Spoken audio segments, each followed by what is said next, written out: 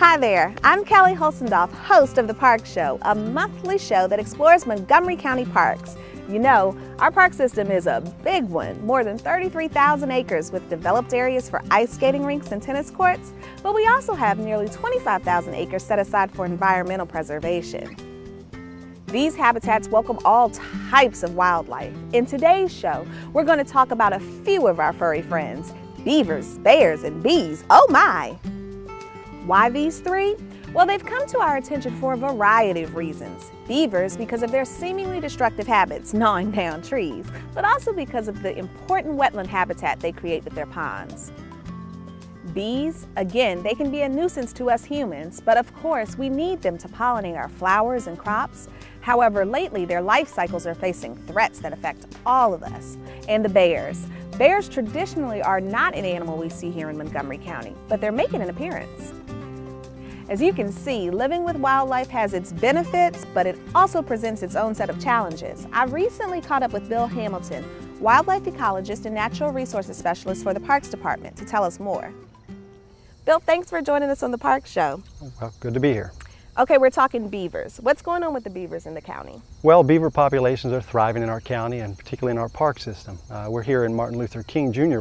Park, which is just one example of a particular pond where beavers have moved in and have made themselves welcome here. Now, beavers have seemingly destructive habits, like gnawing down trees. What are we doing to kind of manage that challenge? Well, where necessary, we certainly find it necessary to intervene and kind of protect species, private property, and some of our infrastructure. Montgomery Park certainly advocates acceptance and tolerance of beavers and their activities, but we recognize that there are social impacts that occur when beavers move into these areas where people utilize and live. While many people see these activities, the cutting and flooding, as destructive, in reality there's many resonant positive impacts as well that beaver are responsible for. Just to name a few, the creation of wetlands. These are essential for attracting fish species, wildlife species, and other aquatic organisms. And while it might be counterintuitive, the cutting of trees is also beneficial in starting young forests. Many seeds require sunlight in order to regenerate. And in a typical forest, you get a lot of shade. Well, when beavers cut trees down or flood an area which causes timber to die, it allows that sunlight to hit the forest floor and regenerate some of our tree species. Mm-hmm. So now, to protect the trees that we do care about, though, we don't want the beavers to cut down. What types of methods are we using? Well, there are a variety of methods that we utilize to protect significant resources. Where necessary, we can cage trees with fencing and other means. We can exclude beavers from areas with fencing. And also, we utilize a variety of caging, fencing, and pond leveling devices to maintain ponds at reasonable levels where floods cannot occur. And then, of course, as necessary, there are cases when we need to trap and remove the beaver as well. Okay, so Bill, your office also deals with the deer. Can you tell us a little bit about the deer impacts and the deer in Montgomery County? Sure. Well, in the early 1990s, the county recognized that growing deer densities were having an impact on our citizens. This occurred by way of hazards on our roadways, collisions with deer. There was a significant economic loss to our agriculture community as a result of overbrowsing and damage to private landscapes.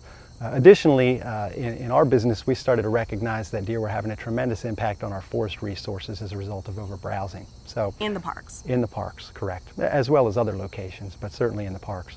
The county has attended to managing the deer population through a variety of means, including education, mitigating factors, and management. The Department of Parks has developed and implemented a large-scale deer management program on approximately 50% of all of our acreage. And we utilize managed deer hunting programs and police-based sharpshooting programs to actually reduce the deer populations themselves.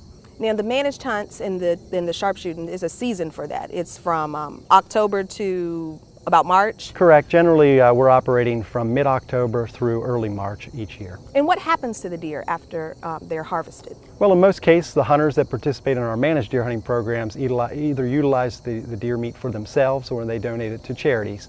And in all cases with our park police sharpshooting programs, those deer are processed and donated to area food banks. You mentioned deer vehicle collisions. Is there a time of year specifically to look out for deer, and there's things that we can do when we're driving? Well, the mating season for deer occurs during the fall, most notably during October, November. So during those times of year, we encourage drivers to be extra cautious. In the event that they do see deer on the roadway, they need to be aware that other deer might be close by. They need to begin to slow down and not slam on the brakes or oversteer. Is there anything else we should keep in mind, Bill, when we're out there enjoying the parks on living with wildlife? Well, Kelly, we've focused on the difficulties and the challenges that we face in parks trying to balance human land use and the needs of wildlife. But in reality, Montgomery County is very rich with wildlife species and a diverse habitat. And I encourage people to get outside and to see what exists just outside their back door. Take a walk.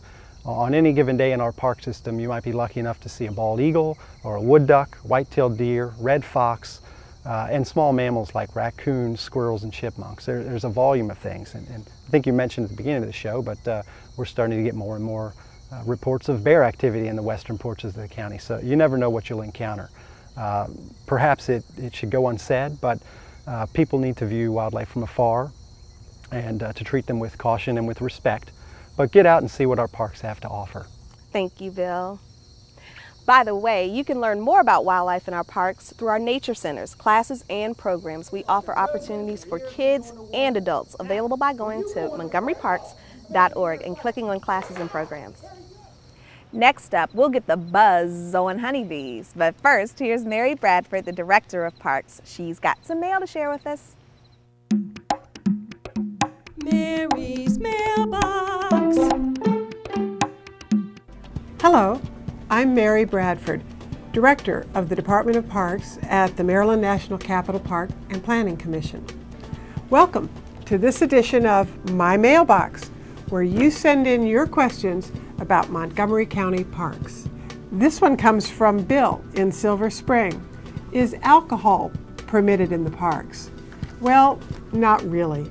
We don't allow alcohol on our playing fields or on our trails or in our parks as a rule, but there are some exceptions.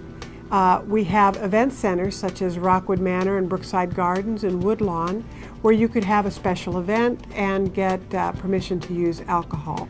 And some of our large group picnic areas also have a permit at Cabin John and others for use of alcohol. But as a general rule, no, you may not bring alcohol into our parks.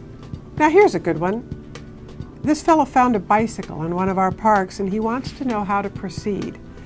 Well, that's a good question. What happens if you find something that somebody's left or lost in a park? What we recommend is that you contact the Maryland National Capital Park and Planning Commission Park Police. They have an office up on Lay Hill Road in Silver Spring, and they will take items that are found in parks and keep them for 3 months at their headquarters. If you've lost something in a park, you can go there and see if they have it as well. And let me give you that phone number. It's 301-949-8010. So, if you have a question for me, just go to montgomeryparks.org and click on Contact Us, and we'll be glad to answer your question. You could also call 301-495-2525. Please send me your questions. I'd love to answer them, and I'll see you in the parks. Thanks, Mary. Okay, so I mentioned bees. Bees are an important part of our ecosystem. In fact, we support a few colonies here at the Parks Department, over at Meadowside Nature Center in Rockville and here at Brookside Nature Center in Wheaton. Indoor observation hives are at each center, but there are also hives located outside in the woods. Kids, remember that these are working hives and you need to keep your distance. Here's Barry Thompson, a Montgomery County beekeeper, to tell us more about bees. Bees are important for two reasons. First of all, we're all familiar with the products of the hive, particularly honey and beeswax. But more importantly, bees are our effective agent for pollination in American agriculture. And that's perhaps worth $15, $16 billion a year in terms of the American economy. There are two general locations for honeybee colonies: in a hollow tree, or perhaps in the siding of your barn, or in man-made beehives. Well, a bee colony is a complex organism with usually one queen, the mother of all the bees in the hive, several thousand workers, perhaps 50 to 60,000 in the summertime, and several hundred male bees or drones. The worker bees, as their name implies, are the ones that go to the field to get nectar and pollen, nectar for processing into honey, and pollen to feed the baby bees that they're raising. The male bees are there to be the fathers of the next generation, and the queen is the egg-laying machine, the central production unit of the colony, laying between 1,500 and 2,000 eggs a day. Well, I suppose there are various reasons given for wearing light clothing, white clothing. One of the reasons is thought to be that the vision of bees is not terribly acute and that light colors are less distinguishable by the bees. As far as smoke is concerned, smoke is thought to interfere with the method of communication among bees, which is by means of chemicals called pheromones. The smoke masks the pheromone, lessens the response of the bees in the hive to perhaps my pulling the top off the hive to go into it, and therefore I'm confronted by less defensive bees and fewer bees in number.